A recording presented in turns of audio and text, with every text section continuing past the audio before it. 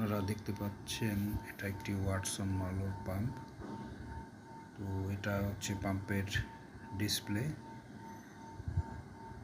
এবং এখন যেটা দেখতে পাচ্ছেন এটা হচ্ছে রোলার সেকশন। এখান দিয়েই আপনার টিউব দেওয়া হয় এবং টিউবের মাধ্যমেই লিকুইডটা ট্রান্সফার হয়।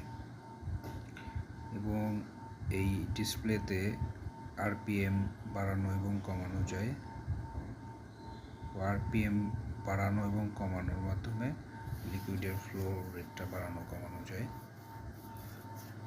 তো এটি একটি ওয়াটসন মার্লোর পাম্প, প্যারাস্টালটিক পাম্প, যার ডিটেল পিছনে দেখতে পাচ্ছেন। এটা IP31 এবং এখানে রয়েছে ফিউজ এবং পাওয়ার সাপ্লাই সুইচ, এবং এটা একটা পাওয়ার সাপ্লাই কর্ড।